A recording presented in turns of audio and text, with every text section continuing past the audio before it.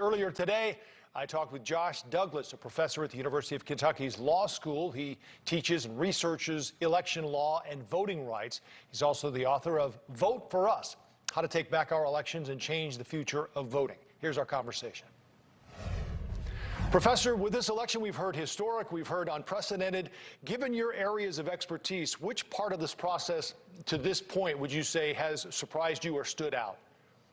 Well, there's a couple areas, I think, that have been historic and unprecedented. One is the extreme voter engagement.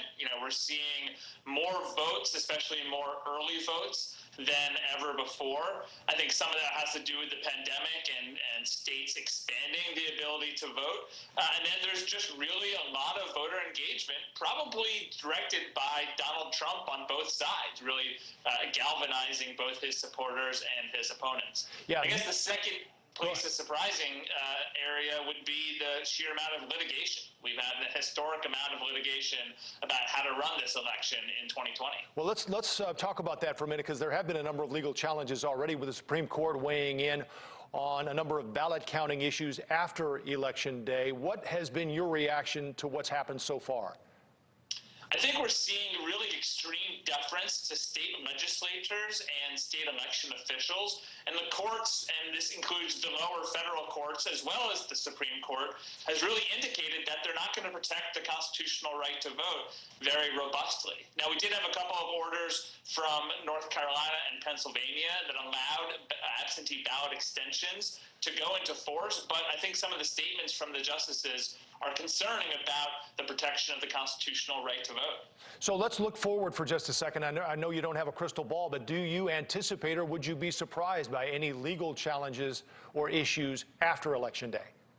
Well, I would be surprised, but I think it really comes down to whether we have a perfect storm. Do we have a close enough election in one or a few states that can make a difference in the outcome?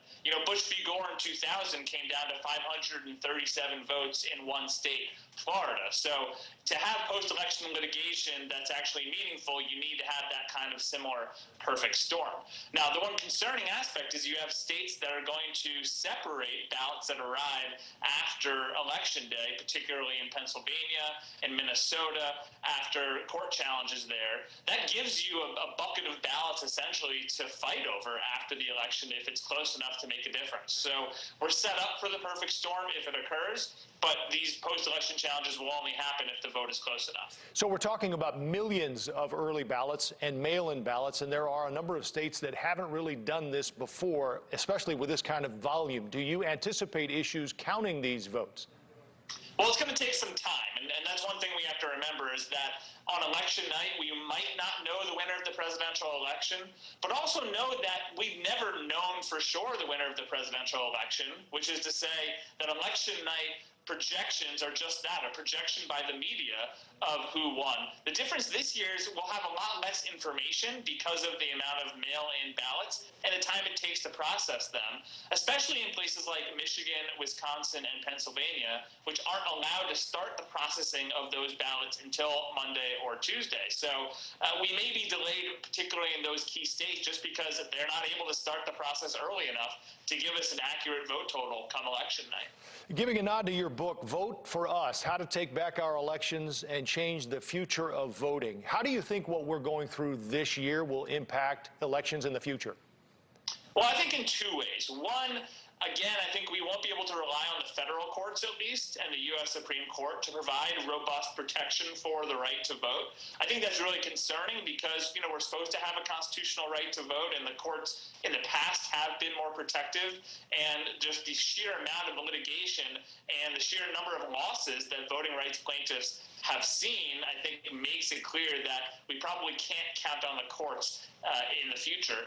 But I do think, especially if the Democrats have a very good election and take over the Senate and retain the House and win the White House, they've made it clear that they're going to make voting rights reforms one of their top priority.